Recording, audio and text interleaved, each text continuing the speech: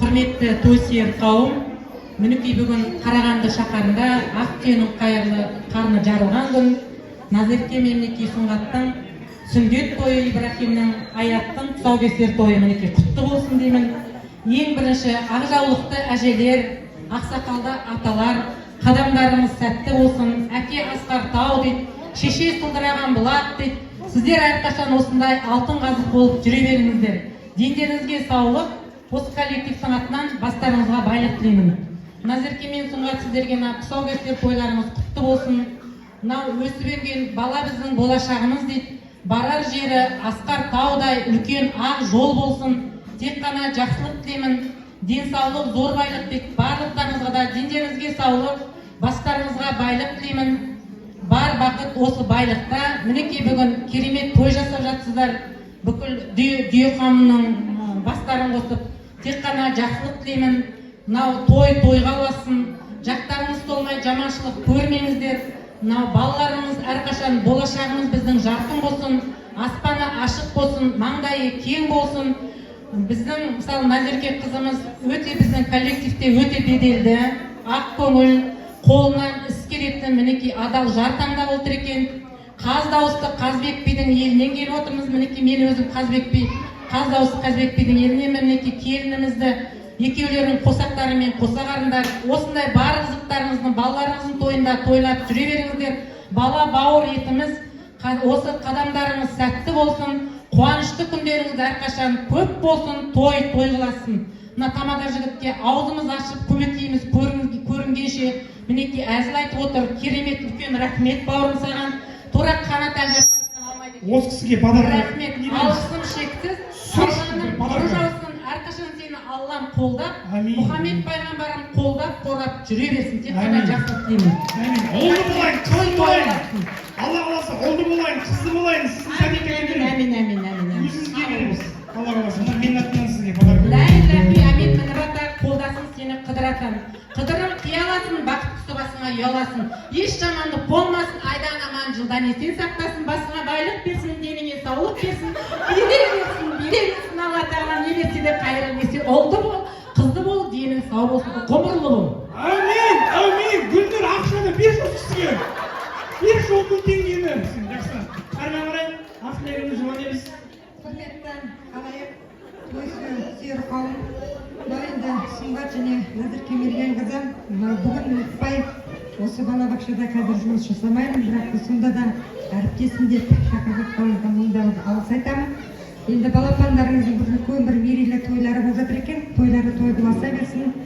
Әрине балалы үй базар дейді ғой, базарлы болыңыздар. Төрде отырған ата-аналарыңыз аман болсын. Қарты бар үйдің қазынасы бар дейді ғой, сол қазыналарыңыз аман болсын. Сіздер енді балапандарыңызға тек денсаулық тілеймін. Қасыңыздағы Назерке Мергенқызы ер азаматыңыз аман болсын. Ер азаматыңыз сізді еркелетіп осылай әдемі қылдырып жүре берсін. Енді барлықтарыңызға отанымыз тыныш болсын, халқымыз аман болсын. Алла тек тіл көзден сақтасын отбасыңызды. Осындай тек сыйластығымыз жарасып жүре берсін. Аман болайық, тек жақсылық болсын. Қайырлы күн, Назерке, Сұңғат, бүгінгі ақ дастархан жайып осындай үлкен барлық сендерге жанашыр жандардың басын қосып жатқан күн құтты болсын деймін. Біз енді қаланың қақ ортасында Гаухар бөбекжайынан келіп тұрған Назеркенің әріптестеріміз. Назерке біздің балабақшада өте беткештар тәрбиеші, қазір енді декреттік демалыста, бірақ сені сағынамыз, тезірек ортамызға кел. Барлығымыздың басымызды қосып осындай үлкен ұландастырып той жасап жатқанына өте қатты қуаныштымыз. Бізге де осындай той жұғысты болсын. Сен біздің әріптес ретінде үлкендерге де, кішіге де өте құрметті, сондай бір беделді адам, бізге бір жанашыр адамдардың бірісің. Сол енді барлықтарыңызға да осындай жұғысты болсын той, мынау кішкентай ұлдарың, атқамінерлерің дені сау болып, бір-бір үлкен үйдің иесі болып, сендердің барлық қуанта берсін сендерді. Тек осындай тойда жүздесек, тойда кездесек, барлықтарыңызға да жұғысты болсын. Біздің әріптестердің атынан жаңағы өздеріңіз көрдіңіздер, куә болдыңыздар, Гүлнұр ханымның атынан бір ән шашу қабылаңыздар. әртістердің атынан бір ән қояр, концерт жоқ па? Кешірім сұраймыз, біздің мынау үлкен ұжымның атынан конверт сізге біздің барлық енді іші сырты тышқа болғанмен іші бұқа дей ма қалай еді? Сол қабыл. Тамаша. Қаншадан жинадыңыздар? Мынауыз, Алла разы болсын. Әкеме тамаша. Тартылып барлық өлең айтылсын, ана жаным жастық шағын еске алсын. Басқа тойды тойламасаң өзіңді, жас сәбидің осы тойлау тойлансын. Басқа тойды тойламасаң өзіңді, сәбилердің осы тояу тойлансын. Асып тасып шалқып жатқан шағында, шығып кетеді деп ойлама. Шыққаны шығып орнын тауып ораған, гүлденген қолың тұмсау алдында.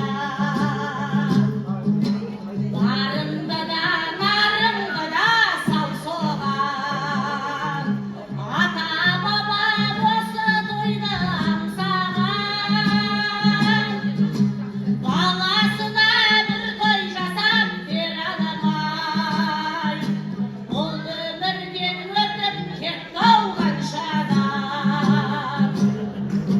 Қыздың аты қыз ғой шіркін қашанда, төбесіне алтын құйып бақсаң да, шаңыраққа ие болып қалады. Ұлдың аты ұл ғой шіркін қашанда, шаңыраққа ие болып қалады. Ұлдың аты ұл ғой шіркін қашанда. Тамаша. Лайықты құрметімізді, қошеметімізді, яғни шапалақ пен шапан жабайықшы Гүлнұр ханымға. Алла разы болсын, қошемет соғайық.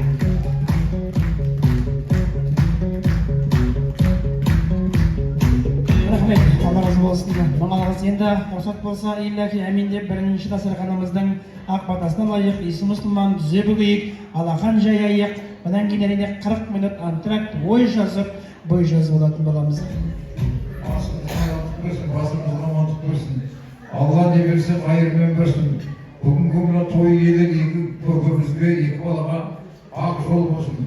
Айын туыстары, әке шешесі бәрі аман болсын.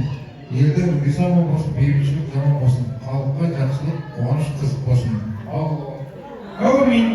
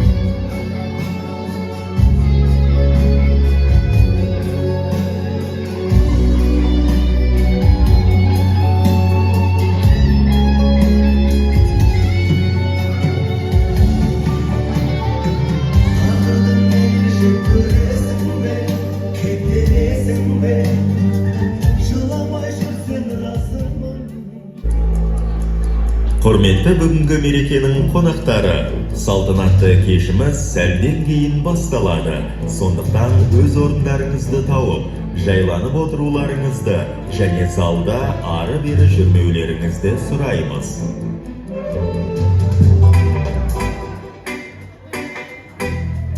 Amena Quenza representant Senator Benno. Big up yourself, DJ Pulsa, all like a sax. Let's do shake it, shake it, shake it, man, shake it, Рахмет. Қойбатты болсын, баршаларыңыздың нұрлы жүздеріңізді екінші ақ дастарханымызда көріп тұрғанымызға әрине өте қуаныштымыз. Ибрахим мен Аяттың ғұмыр жастары ұзақ болсын. Той құтты болсын. Рахмет. Бағанымызда бірінші дастарханымызда әулетіміздің үлкендерінің әдемі ақ тілегімен бастасақ, екінші ақ дастарханымызда осындай әдемі тамаша зәулім сарайын ұсынып отырған Ақзере мейрамханасының шеф-поварын дайындаған екінші ыстық асымен бастағалы жүгірді. Қарсы алайық, қабыл алайық, қозғалайық, авторайық, жүгірді, ресторан Ақзере.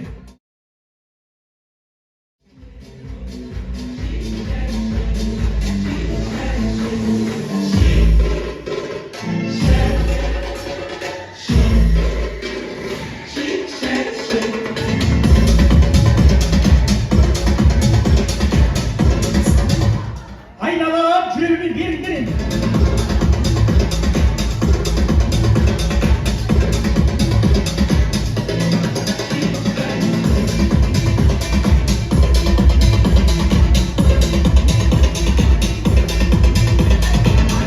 Тамаша, рахмет ал, ағайынызды қасыңызға қол созып, бол созып, қымыз ғымырындарыңызды толтыра отырыңыздар. Астарыңыз дәмді болсын. Бірінші қабатта жүрген, сыртта жүрген, шай дастарханда жүрген барша туған туысқандарымызды өздерінің құтты орындарына жайғастырып алайық. Рұқсат болса, екінші ақ дастарханымыздың шымылдырығын ашып берсін деген ниетпенен тойымыздың төріне әрине той иелері Сұңғат ағам мен Назерке жеңгемнің Құдай қосқанын көршісі дүбірлеген тойымызды мәнімен, сәнімен, әдемі әсем әнімен ашып берген Гүлнұр ханымнан әдемі ән шашу болсын.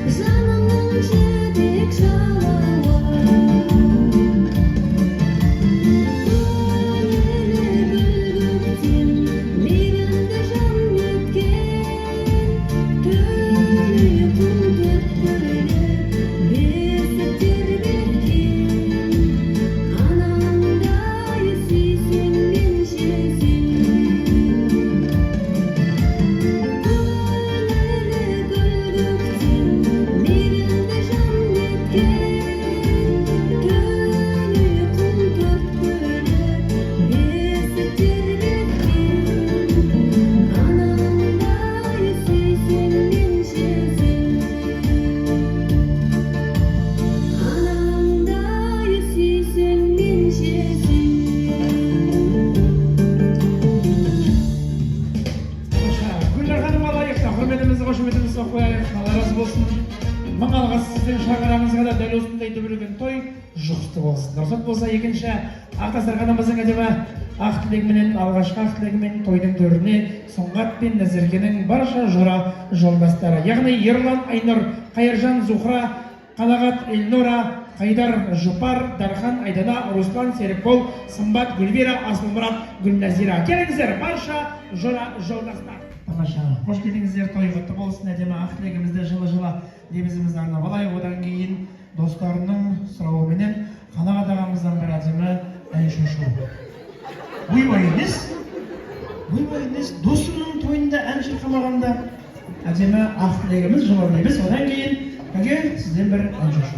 Кімден бастаймыз? Әнкеміз. Сұңғат Назерке, бүгінгі тойларың құтты болсын. Аллах үлкен азаматша болсын. Осылай кең тартқан саны көріп жүре береді. Бір сұғайды денсаулық дейді. Барлықтарыңызға денсаулық болсын. Ал Сұңғат Назерке, бүгінгі мынау бүлдіршіндердің тойы құтты болсын. Осындай той бітпесін, үйлеріңізден бақ кетпесін, сыртынан мал кетпесін. Әрқашанда дендерің сау болып, ең бастысы ірі болыңыздар, тірі болыңыздар, красавчик семьялардың бірі болыңыздар, еліміз аман, жұртымыз тыныш болсын. Сұңғат Назерке, бүгінгі ұлдарының сүндет тойы және бірге толы тұсаукесер той құтты болсын. Басқан қадамын бір болсын. Өздеріңе тек қуаныш, шаттық, жақсылық әкелсін балаларың. Аман болсын. Тойларын тойласа берсін. Сол аман болайық. Айтылған тілектердің бәрі періштенің бағын шығамыз. Ал Сұңғат Назерке, бүгінгі Ибрахимнің сүндет тойы мен Аянның тұсаукесер тойы құтты болсын. Үлкен азамат болсын, өздеріңе серік болсын.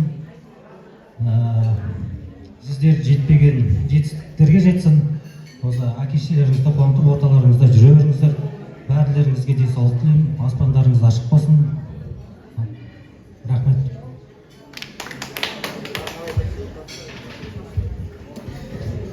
Сұңғат Назеркені, кішкентайларым мерейтойлары құтты болсын. Денсаулықтары мықты болсын, үлкен азаматтар болсын.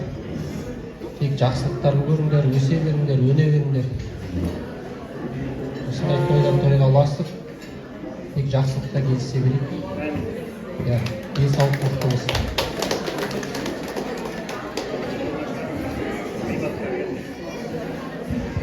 Ассалаумағалейкум, құрметті қауым.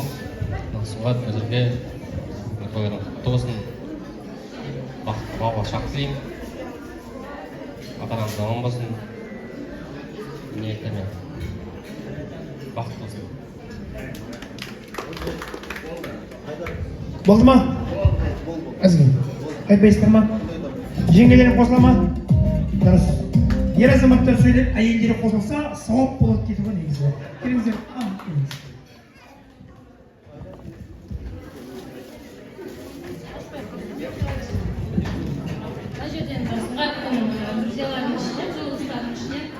Өзіңізге жақын бір отбасы болады. Менің еркелігімді көтеріп жүрген Ершуаға деп айтамыз өзі.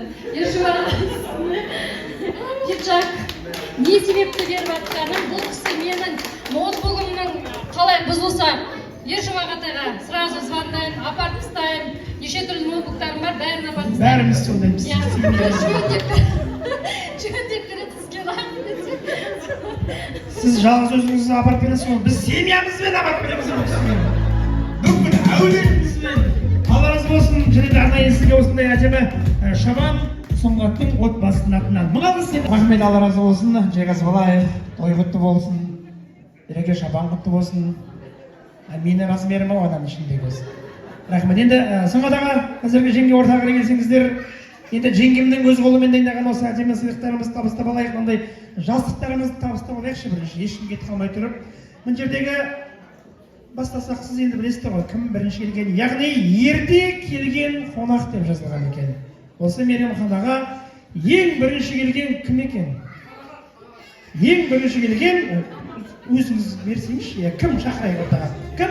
Сіздің осы тойға ерте келген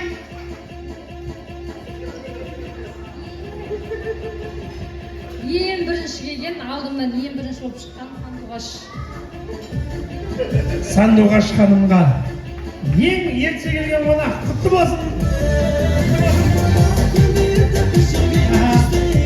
Ең ерте келген қонақтың сыйлығын табыстадық. Енді кешігіп келген қонақ кім екен? Ал кешігіп жоқ, мұнда дегенде өзі білетін шығар той елдері кім екен. Кешігіп келген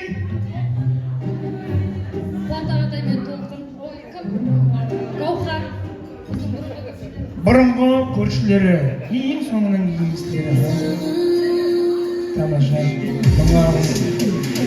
Және ең әдемі қонақ. Ең әдемі қонақ. Бұл жоқ. Былай айтайыншы, жаңа сіздің әпкеңіз қайда баланы ала тұратын? Әпке, жаным, әшкейін әпке. Давайте бәріміз 3 күннен жинайық, осысын жинап берейікші. Ендей бар ғой, бағана бірінші жылда 4 сағат баланы қарады ғой. Бәріміз мұндай 5 күннен жинайық, бұл жерде бір 200 шығып қалады. Кеңіз, енді ең әдемі қонақ деді. Ең әдемі қонақ қолыңызға беріп қояйын. Сізге асықпаңыз, сізге мен өзім подсказка беремін. Халыққа қараңыз, асықпай қараңыз. Ол кісі сыйлық алған жоқ вообще. Ол кісі вообще сыйлық алған жоқ. Сізге подсказка.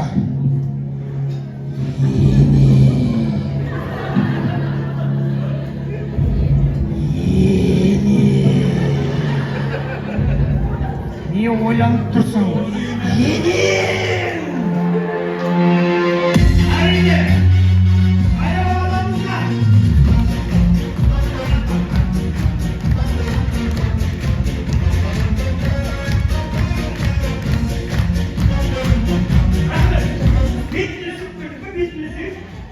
Көшіне ма? Ой, тамаша. Енді мына сыйлықты мен өзім бергім келіп тұр. Миллионер қонақ. Осы жерде 150 адамның ішінен өзім тауып алдым ол кісіні. Ағам болып келеді екен маған. Мен жерлесім. Нұрген, ортаға келсеңізші. Неге миллионер екен туысқандар өздері біледі олар? Неге туысқан әлі білетіндер ғана шабала бармады? Миллионер қонақ! Миллионер қонақ. Жерлесім ғой, мемлекеттік ағамыз. Осындай әдемі сый сізге той иесінің атынан. Аға, мен сіз жақсы көремін. Рахмет. Және ең келесі сән қой қонақ. Нұржан аға деп қоймайсың. Кімге береміз? Сән қой. Әдемі күшті көйлекпен. Бірінші столда отырған прическамен әлі отырған кісілер бар ма осы жерде? Сол кісіге берсеңізші. Әдемі көйлегімен, сәнді, күшті келген. Үші баға шықты да битті. Коллега. Конечно!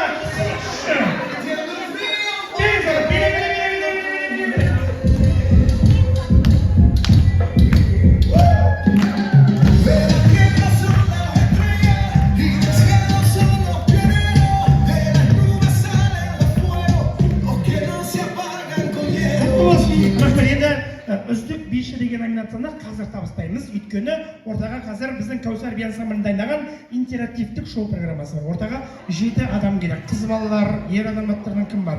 Билей алатындар керек. Билей алатындар интерактивтік. Бәрі-бәрі қыз, ол без разницы. Толқын, Қуаныш Жездем. Толқын, Қуаныш Жездем, қайда? Қуаныш Жездем қайда? Қуаныш Жездем, ол кісі біле бағатты Қуаныш Жездем. Бұл бар, келіңіз аға. Аға, аға.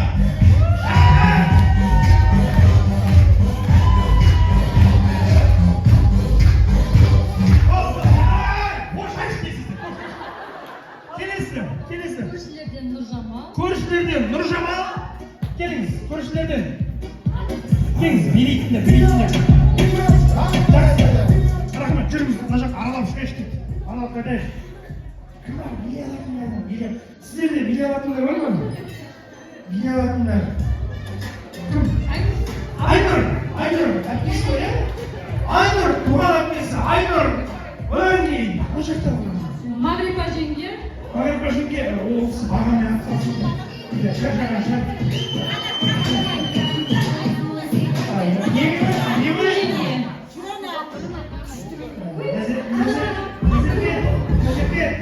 Жастар келген ғой.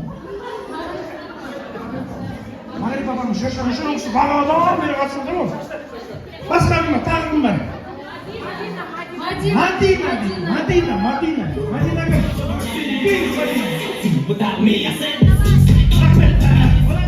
Достарынан ат салыстарыңыз шықшын. Достарынан шығарып қадағат шығарайған бар ма адамда?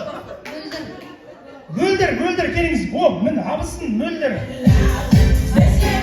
Айко.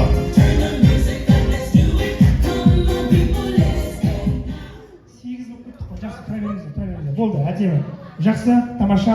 Мың алғыс, енді осы жерге тұрып алыңыздар.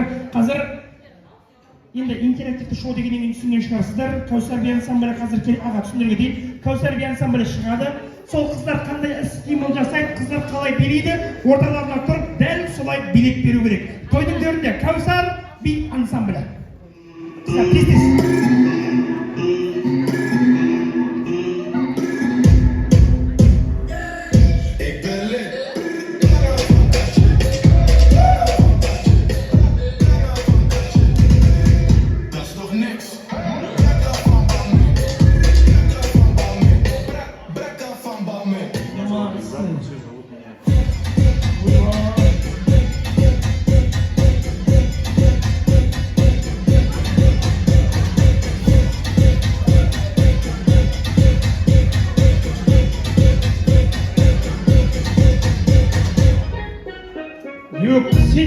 Сендер білесіңдер ме, дауыстар білей ма? Кімден бастаймыз? Ер азаматтан ба бірінші? Ер азаматтардан бастайық бірінші. Өзіңізден бастайық. Өзіңізден бастайық. Қалай болады деймін. Қыздар не істейді? Тура солай істеп қайталайсыздар. Ортаға тұрып алыңыз. Төрт қыз ортасын тұрып алыңыз. Қыздар не істейді? Соны істейсіз ғой аға. Музыка.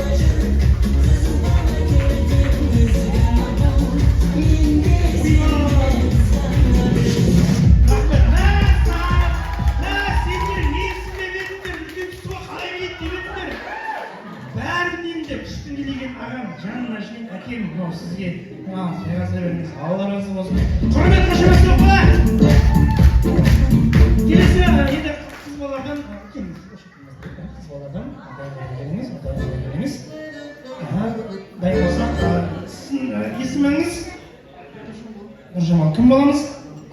Көршілер. Көрші Нұржамал ханым музыка.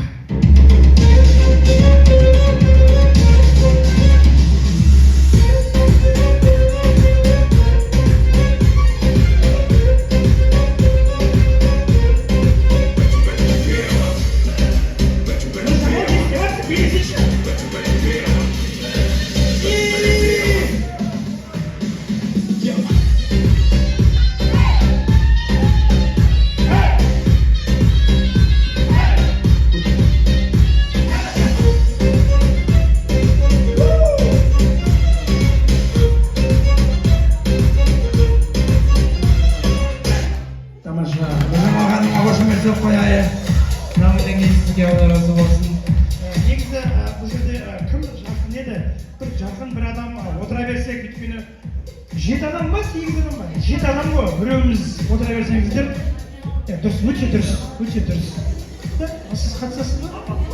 Апасы ғой, еліміз апасы. Молодец, апасы. Осы кісіге өзінің жұмысы бар ма? Жұмысқа директорларыңызға келмей қыпты бір адам алып жоқ жұмыстарыңызға. Келесі кім шығар? Кім? Қыздардан Мадина, Мадина әріптес. Ортаға отырамыз. Мадина әріптес. әдемі күшті билегенге бағана жастықты береміз. Және бірінші орынға 10 мың теңге береміз.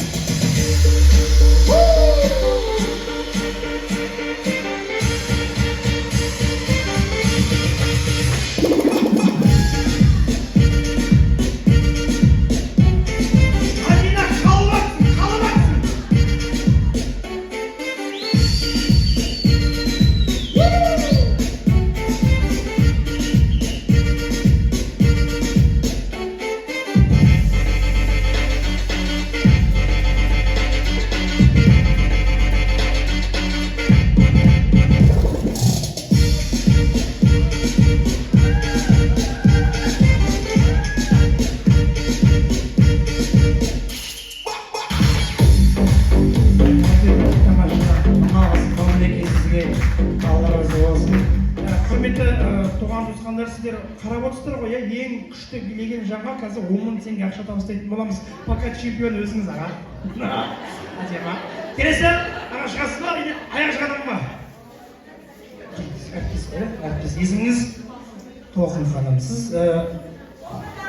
Толқын, балабақшада қандай мамандық? Тәрбиеші, жақсы, тәрбиеші. Бұртта бағана қазақ тілі мұғалімі дегеннен кейін бәріне сұрап жатқаным ғой. Алла разы болсын. Толқын ханым, ең күшті биледіңіз. 10 мың теңгеге шанс бар дегенсіз. Келесі, сіз артынан қояр, Айнұр ханым. Айко 10 мың теңге алып кетесің, күшті білесің. Мен күшті биле, Айко, я? Давай, кеп тұтам. Поехали. Поддержка, егіді болақ, ай-ай, шу.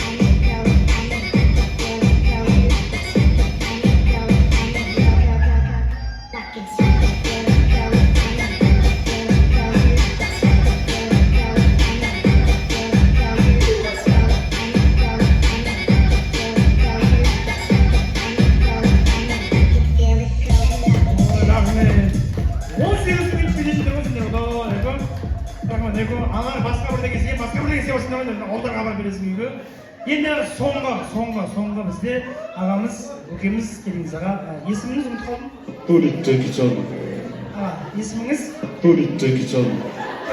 Жеңімпаз несі аға? Белесіз есіміңіз? Атыңыз сұрайын деп жатырмын, атыңыз? Турит Джекичан. Қуаныш, кім боламыз? Бажан, Қуаныш, Бажан, музыка! Шаршама тек шаршама, аяқ қолым талса да, жоғымды билейік, шаршыдар орталай. Шаршамай, шаршамай, аяқ қолым талса да, жоғымды билейік, шаршыдар орталай.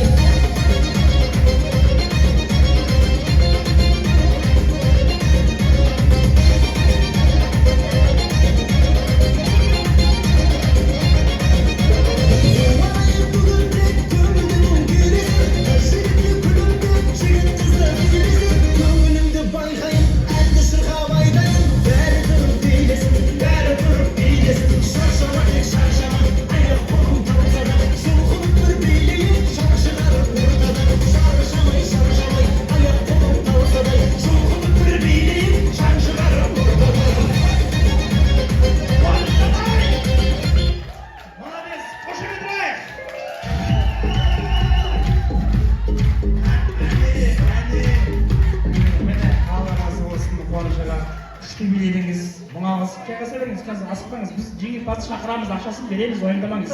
Және тағы біреу, тағы бір адам ба? Бар ма музыка айдың? Тағы біреу болса, онда әпкемізді ортағылайық.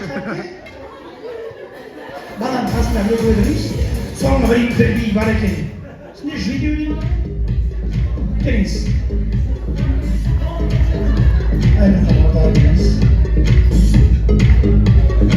Қыздар, ең оңай движение істеңдер, ең оңай нәрсе істеңдер. Бұл кісі оңай емес, ала қарап отыр бағанадан бері. Осы кісі жеңімпаз болатындай қылдырыңдар. Или тұра бересін, бірдеңе істеңдер жошын. Кеттік. Айналып қалса.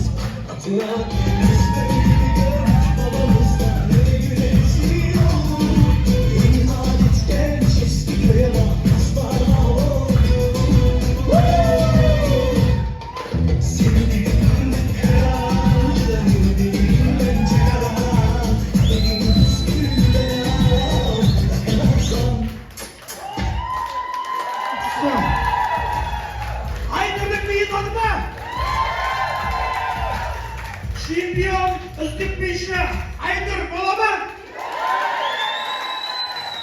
Арнайы сізге үздік биші, және де бағана білесіз ғой, Гүлнар ханымға 10 мың теңге бердік, әнін айтқан үшін чемпион болды. Сіз биден чемпионсыз, арнайы сізге 10 мың теңге ақшалай чемпион, үздік биші Айнұр ханымға табыстайтын Гүлнар әріптес, пожалуйста.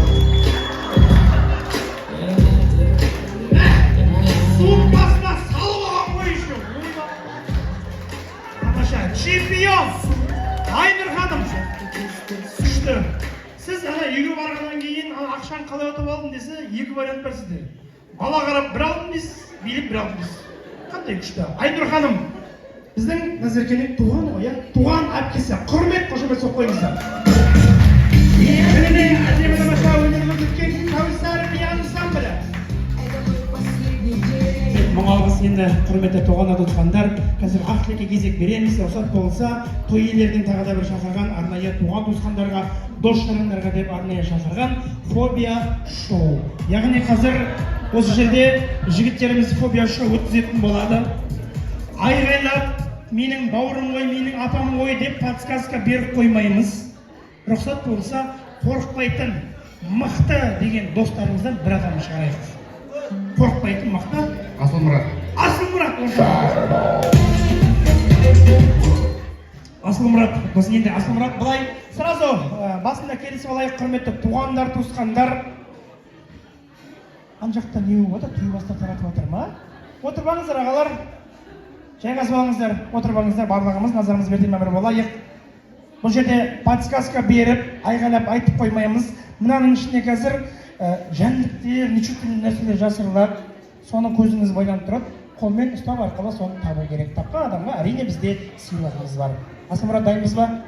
Дайын болсақ, осы жерде көмектесіп жүретін біздің жігіттеріміз бар. Көрінбей ма?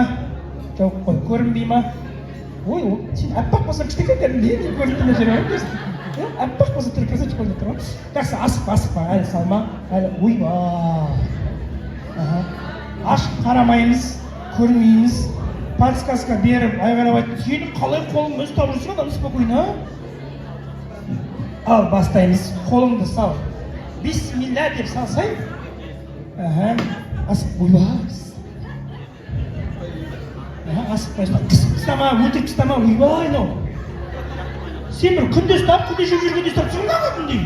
Бұл пауық емес, пауық емес. Пауық емес, ау.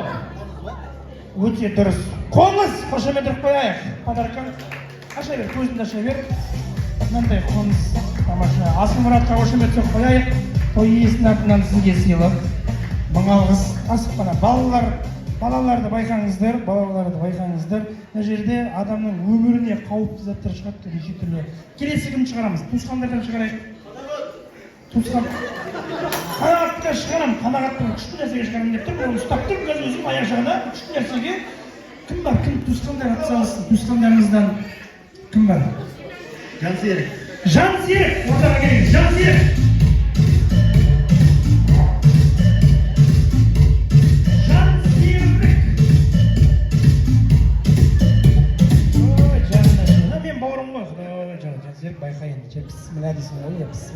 көзін жауып ал, көзін жауып ал. Мені көріп тұрсың ба? Болды, тамаша. Асықпа, салма, әлі асықпа, салма. Ойбай, айтпаңдар, айтпаңдар. Ал, келіп, асықпай қолыңды сал. Байқа, ойбай,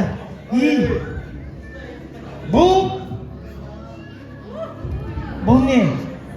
Піл десе.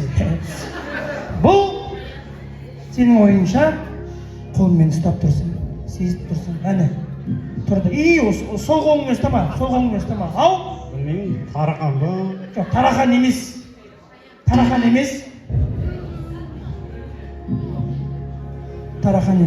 Подсказка бермейміз, әріптестер кәсіз бөліп шығарамыз. Бұл шаян. Өте дұрыс, қошемет соқ қояйық. Көзіңді орнынан қозғалма. Қолыңды шығара бер. Асықпа, қозғалма. Алға қарай бір қадам бер. Еңкей, еншеш. Үйіне қорқпайды ғой бәрі. Тамаша. Алла разы болсын. Мына келесің сізге қалдырып кетті. Рахмет. Енді жеңге әріптестерден бөліп шығарайықшы.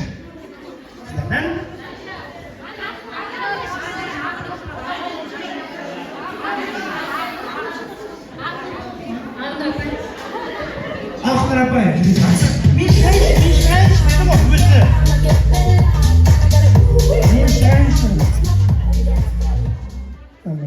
Тамаша, әріптес қоя.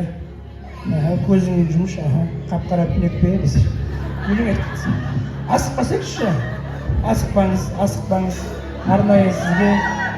Айтпаңыз, подсказка бермейміз.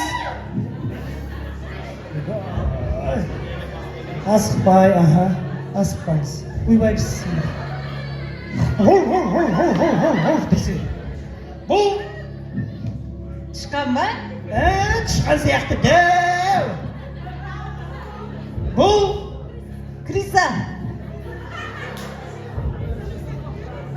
Екі құлағы бар, құйрығы бар. Бұл дұрыс қой, қошеметтен қояйық, әрине. Асықпа, ұстап көрсін дегенім ғой. Маңа болды.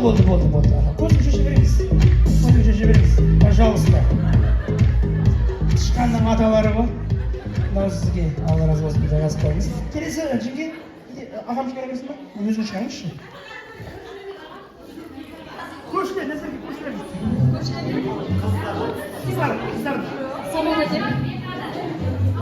Самал такси дейді. Көршілерден самал такси. Ортаға келсеңіз. Қош келдіңіз. Сіз қандай көрші? Ескі көрші, жаңа көрші? Жаңа көрші қай жерге көшіп барды? Сіңлаттар қазір. Ескі жаңа деп бөліп алған ғой сол. Мынау дұрыстап жапсаңызшы, бүйтіп асықпаңыз. Көрінбей тұратындай. Енді мына осылай жауап алыңыз. Дайын болсақ, ойбай, мынау енді шын. Көре алмаймын мен мынау. Мынау қорқынышты нәрсе енді. Кинодан ғана көреміз мынандайды біз. Ал бастаймыз біз. Міне астыға қарай. Міне. Осылай. Байқаңыз. Ойбай, қатты қысып ұстамаңыз. Мынаның атын мен де білмейді екен, құлағым айтып жүрсін. Не ол өзі? Қайдан білейін? Бұл бізде кесіртке. Тамаша, қошемет соқ қойыңыздар. Мұңалғыз. Асықпаңыз. Қолмен ұстап суретке түсуге де бола ма не? Фотоға түсіру да онда сіздің фотоға түсіріп жүріңіздер. Сыйлық тауып алыңыз, фотоға түсіріңіз. Андай бір қорқатын, эмоция шығаратын адамдар бар ма? Сондай керек дейміз. Андай қорқынышты бар ғой. Өтепші. Сай апа.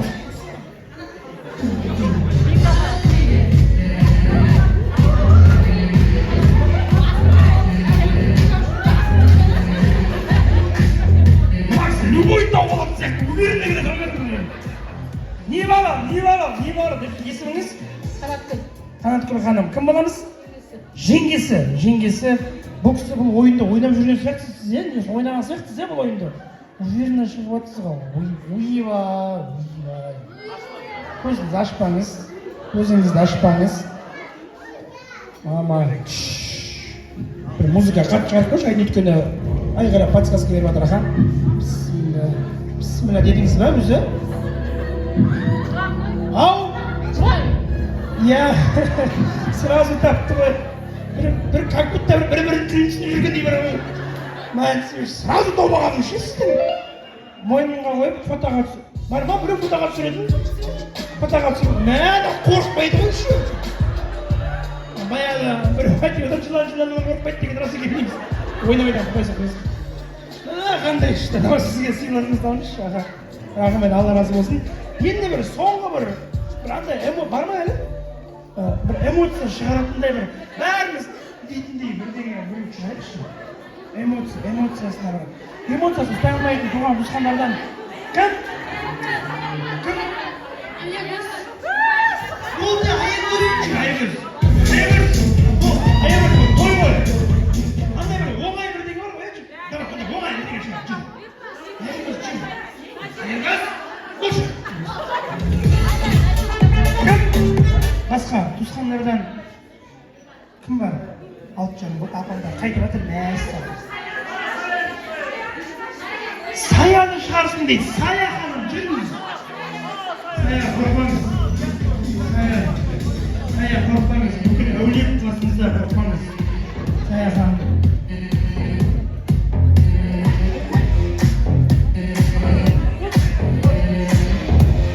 Тамаша. Бағып алыңыз, басыңызға демелеп көзіңіз жауып алыңыз. Ойбай, музыканың өзі қандай қорқынышты.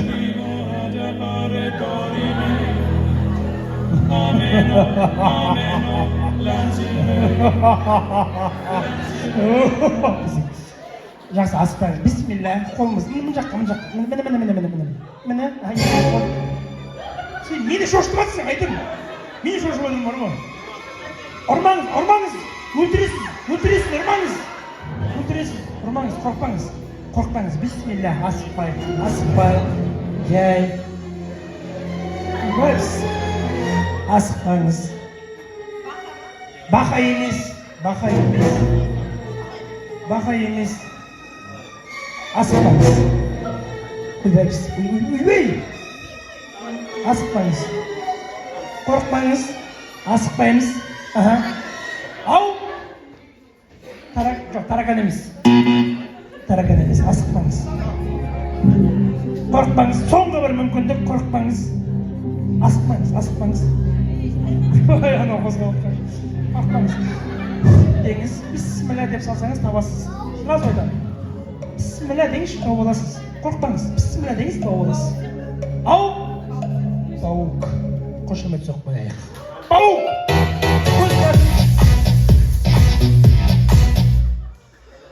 Вы не ашуламсыз бұл пауыққа? Бұл пауыққа неге ашуландыңыз? Сізге енді олай не қылмаңыз андай жеркенбеңіз. Сізге негізі асықпаңыз. Сая ханым, пауықты емес сізге осыны салған болатын. Жеркенбеңіз андай. Ертең үйге барсыз. Тамада деп мені жамандап жүрмін сізге барыңыз.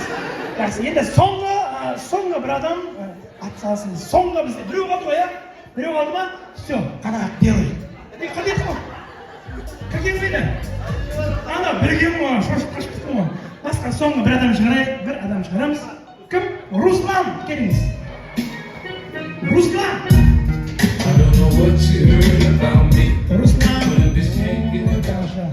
Көзін неге зап кеткен Руслан? Бәрі жақсы ма, Ой, тамаша. Бісмилля дедің ба? Асықпаңыз. Ойбай, салмағансың ба, да? Уйбай, ана бәрі қозғалып жатыр.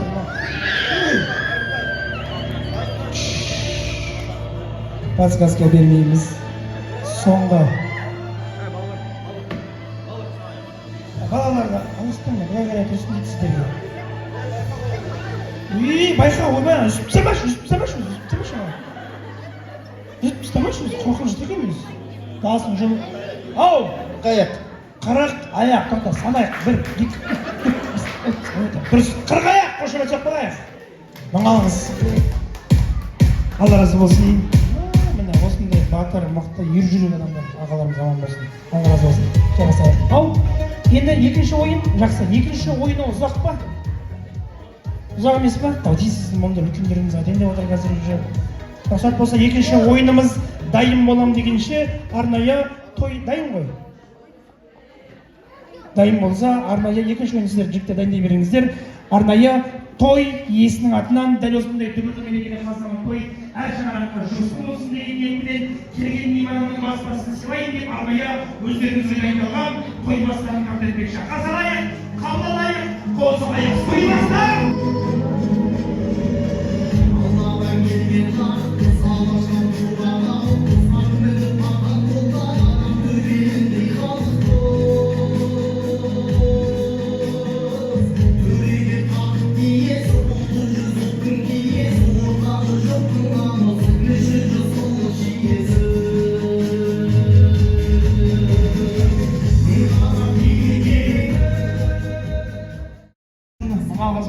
Әдемі тамаша той бастарын тарту етіп жатыр. Қабыл алыңыздар, әр қазағымыз шаңырағында дәл осындай дүбірлі мерекелі қазыналы той жұғысты болсын деп тілеймін. Және де фобия шоуымыз әрмен қарай жалғастырамыз. Ортаға әріптесіміз алдырайық. Жігіттер дайын болсақ, құрмет, қошемет соғып қояйық. Әдемі ойын фобия шоу! Ассалаумағалейкум тойшылық халық, тойларыңыз құтты болсын. Бізге келесі кезекті ойынымызға 2 жұп керек болады. Той иелері қайда жаңа? Ағасы, 2 жұп достардан болсын, өзіміз жақтан болсын, күйеуі мен әйелі.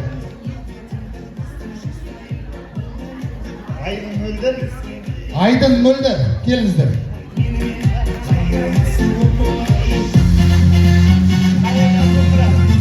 Қайыржан, Зухра, қошеметтеріңізбен ортаға шыға беріңіздер.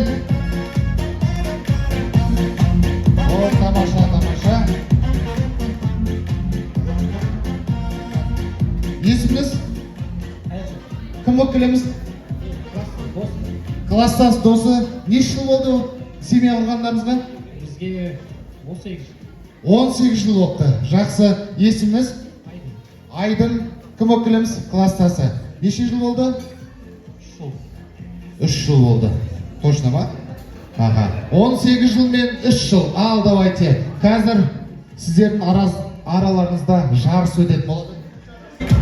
Ал, бұл біздің бүгін Аяттың тұсаукесері болса, Аяттың құрбы құрдастарының алғаш төстен шығып, өздерінен өздері тамақтанатын сәті үзінді болады.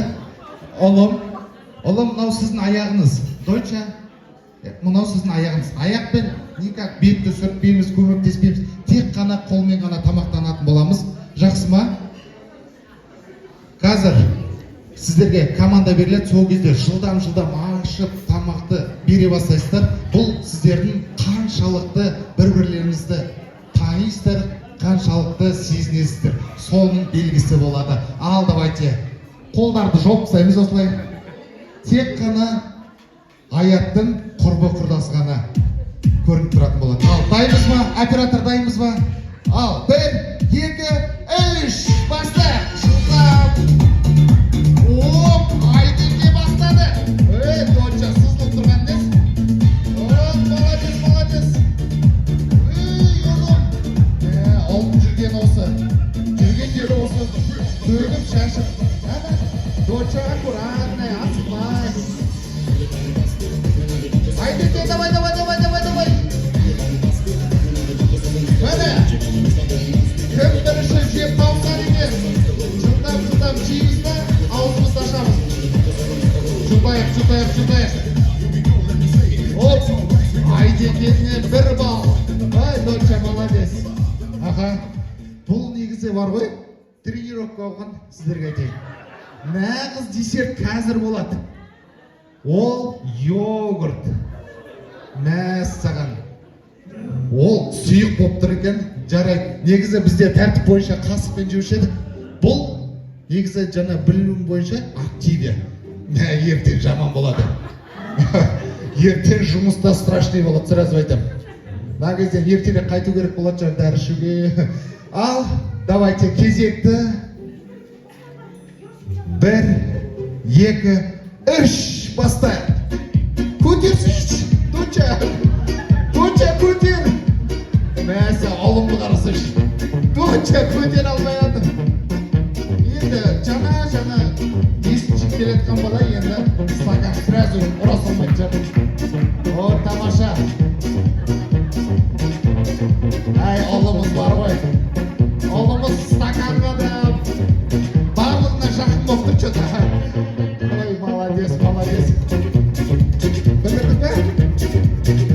Бұл негізі антилия болған.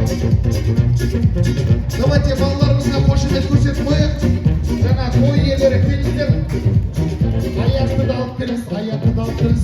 Осылай аяқтарынан кішкентай сәбилер ересінде ертедіп келіп фотоға түсіп олыңыздар. Хобби шоу ұжымына құрмет қошемет қояйық. Алла разы болсын және қатысушыларымызға да құрмет қошемет қояйық. Достары, сыныптастары. Тамаша, енді ана тағайынды білген тойымыздың соңғы хатима ақтығына кезек берейік. Тойымыздың төріне Сұңғат пен Назеркенің бағанадан бері айтып жатқан ескі көршілер мен жаңа көршілер Қуат Гаухар, Айдын Айзада, Айдын Алена, Алуа Игілік, Самал Гүлнұр, Хархат Динара, Самал Ореке тойдың төріне қарай келіңіздер. Ассалаумағалейкум. Ал Сұңғат, Назерке, бүгінгі тойларыңыз құтты болсын. Отбасыларыңыз аман болсын. Осылай тойдан тойға жете беріңіздер. Бар жақсылық тілеймін.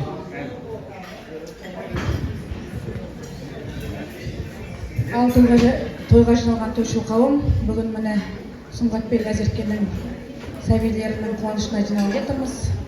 Той керемет үлкен жоғары деңгейде өтті деп ойлаймын. Назерке, Сұңғат, Назерке, сіздерге көптен көп рахмет. Көрші болып отырғанымызға көп те болған жоқ. Туыс адам сияқты араласып кетіп жатырмыз барлығымыз. Осы туыстығымыз, көршілігіміз, енді айтады ғой, туыстан көршінің несі жақын болады деп Құдай ақысы. Осы көршілігіміз туыстан да жоғары болып боласа берсін деймін. Тек қана жақсылық болсын, тойларымыз тойға боласа берсін. Бағанадан айтылып жатқан жақсы тілектердің бәріне қосыламыз. Ал көршілердің атынан тағы да бір ән сіздерге.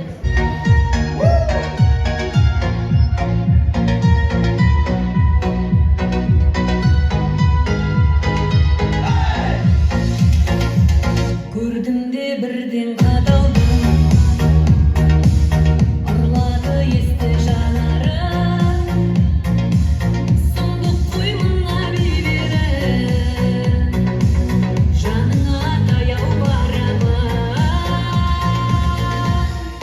Толқын шаштарың, иілген қара қастар қабағыңай, ысты боқтай, қарағаны шоқтай жанарыңа.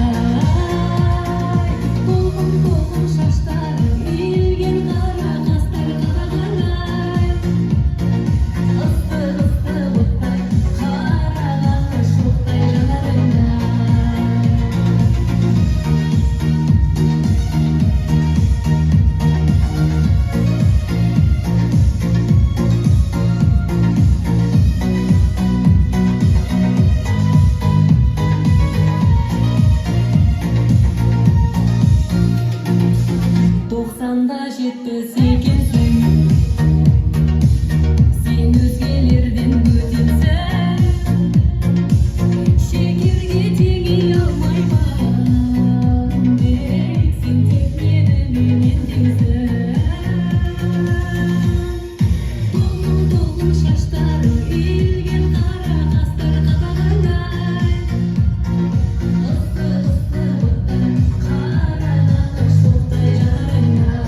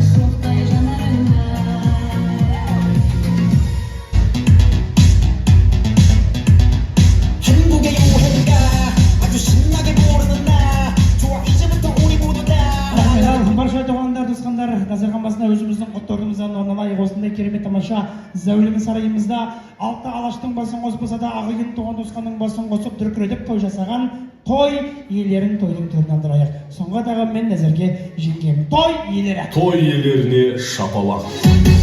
Қандай көркем қарашы, бақыт деген баласы, құтты болсын тойларың, ардақтады анасы, құтты болсын тойларың, ардақтады анасы.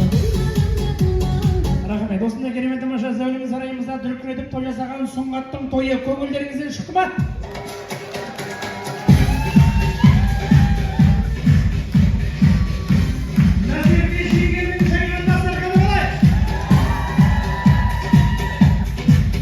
Тойымыздың барысында айттық, осы зәулім сарайымызда бөтен ешкім жоқ, тек қана осы әулетке жақын жанашыр жандар деп. Ардақтаған ағайын, өздеріңізден соңғы бір өтінішім, осы әулетке бақыт тілей отыра, осы әулетке алғыс білдіре отыра, рұқсат болса, соңғы өтінішім орнымыздан тік тұрып, сыйымызды, құрметімізді, қошеметімізді аямай орайық.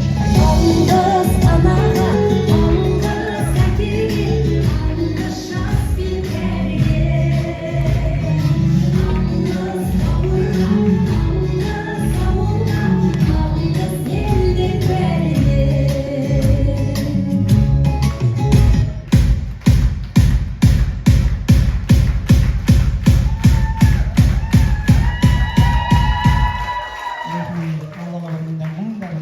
Осындай туғандар, туысқандар, дос-жарандар бар.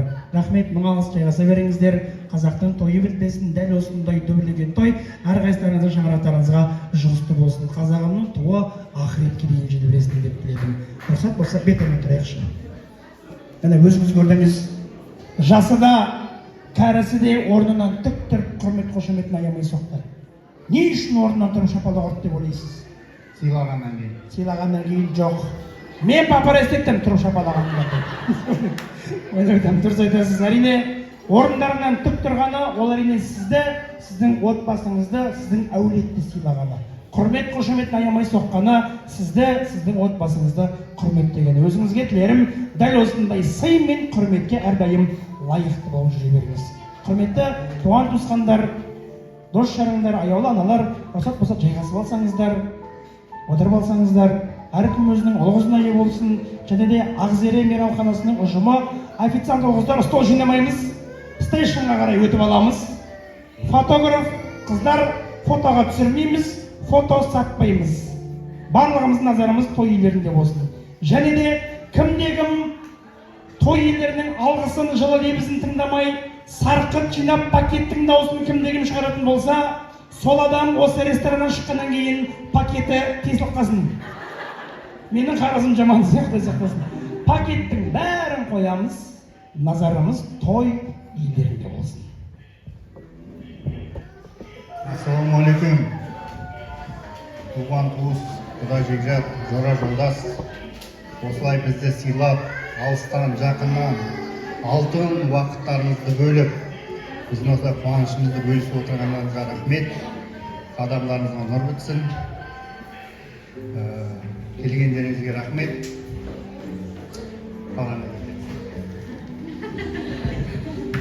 Енді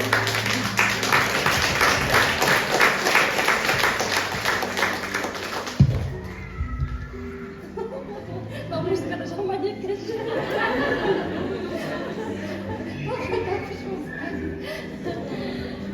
Құрметті қонақтар, туысқандар, нағашыларым, өз жұртым, қайын жұртым, жолдастар, қайындарым, қайынапаларым, және алтын көршілерім, әріптестерім, алтын уақыттарыңызды бөліп, қызығымызды, қуанышымызды бөлісіп келгендеріңізге басымды иіп рахметімді айтамын. Негізі енді өзім көңілшекпін, музыка, онысы де жаңа музыка көзіме жас келіп тұр. Енді бұл жерде той енді көпшілікпен өтеді дейді ғой, оның барлығы шындық. Бұл жерде көп адамға рахмет айтқым келеді. 2-3 күн бойы малын, бала шағасын тастап өз анам келді. Анашыма көп рахмет айтқым келеді.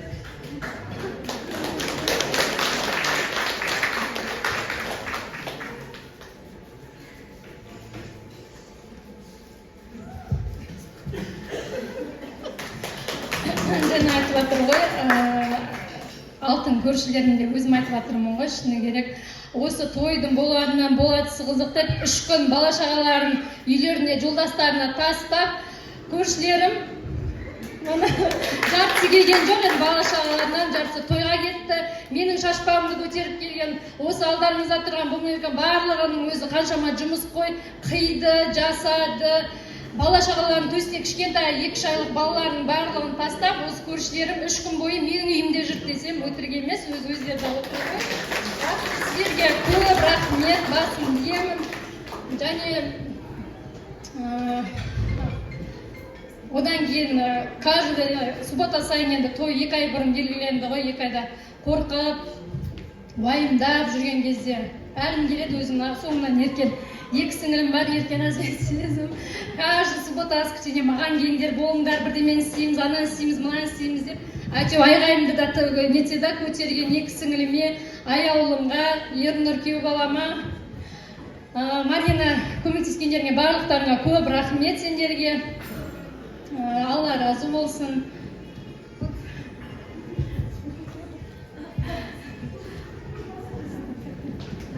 Енді көп сөйлемей қойын деп көп сөйлеп жатыр дейді. Анау жаңа келді ғой, Тамара апай ертеректеу кетіп қалды. Енді ол кісі Астанадан арнайы, ол кісі Астана қаласына ауысып кеткен болатын. Арнайы Астана қаласынан келді. Ол кісіге де алғысым шексіз.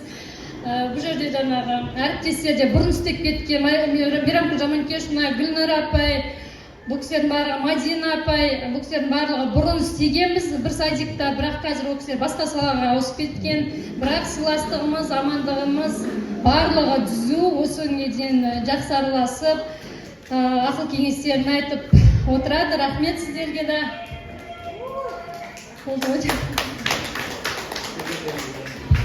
Алтын уақыттарыңызды алып бөлгендеріңізге, тойымызды, қуанышымызды бөліскендеріңізге шын жүректен алғысымызды білдіреміз. Рахмет, Алла разы болсын. Барлығын айттыңыздар ғой. Ырзамыз ба?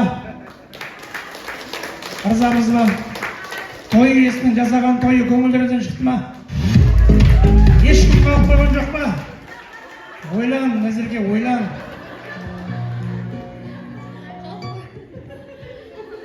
Даты осы аскөк дейді ғой кеше.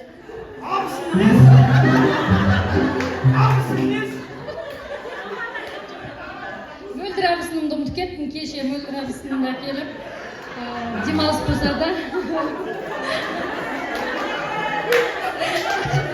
Және де асаба айбатқа көп рахметімді айтам. Мобилограф Али өзімнің бауырым, бір сөз айттым, сразу апатай, все жақсы, күнін айтсаңыз болды деді. Али саған көп рахмет. Осы жерде жүрген аспазшыларға, администраторы Гүлімге,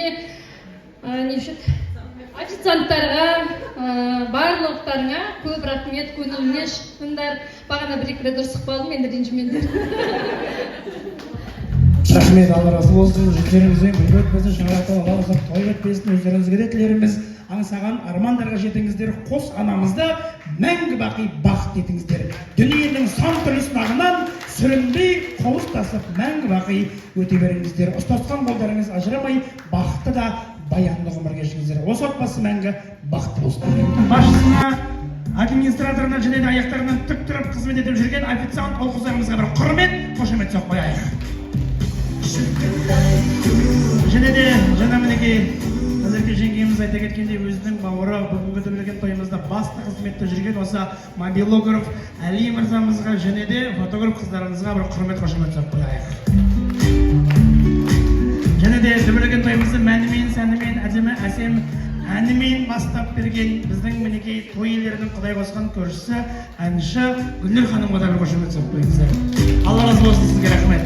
Және де сіздерді ортаға билепшісіндегі әдемі әсем әуендерін әрлеп отырған музыкант, диджей өзімнің бауырым Еренғайып Айдынұлдарыңыз.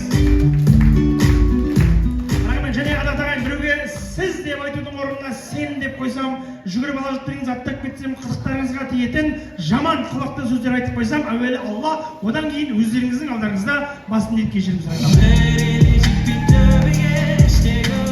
Рахмет. Енді рұқсат болса Илләхи әмин деп осы әдемі тамаша дүбірлеген тойымыздың ақ батасына лайық бата алып болғаннан кейін музыка қосылады. Билейсіздер ма, билемейсіздер ма, өздеріңіз білесіздер. Өз басым үйге барып аяғым жуып жатамын. Назарханның батасын бағана үлкендерден Сұлтан атамыздан алдық, сіздерге өлеттен нағашылар алдық. Енді рұқсат болса, екі бала нағашылары берсе, рұқсат болса, біздің қос батырымыздың Ибрахим мен Аяттың нағашыларынан Илләхи әмин. Мына екі кішкентай үлкен жігіт болсын, әке-шешелеріне қолғанат болсын, ешкімдерге ешітпесін, үлкенді де кішіні де жақсы халқының азаматтары болып, аман есен, жастары ғұмырлары ұзақ болып, Алла қазақ халқына қызмет етуге Алла тағала нәсіп етсін. Әмин. Сұңғат ағаммен Назерке жеңгем мәңгі бақытты болсын дейтіндер оң қол көтерейік. Шапалақ сұрамайын, той біт, той уже. Бәріміз оң қол көтерейікші, оң қол көтерейік. Кім қолын былай тақаса көтермейді, значит, оның қолтығы жыртық деген сөз. Бәріміз көтерейік. Жақсы давайте, пока үйдегілер айтып барыңдар. Сұлтанның ой, Сұңғат пен Назерке жасаған тойы Бұлауызский болды деп қазақтың тойы бітпесін. Ау, аспан, отырыңыздар. Бірден ұмытып кетіппіз біз. Қобалжығаннан ұмытып кеттім жаңа. Бізді алып шыққан көршіміз Гүлнұрге не камзол? Гүлнұрға арнайы қазақи оюлы брендовый камзол. Арнайы точно Гүлнұрға алынған, бағана мамамызға берген ұқсайды екен. Күшті, құтты болсын. Балықтарыңызға рахмет. Егінді бұлақ, Жаңарқа. Ассалаумағалейкум.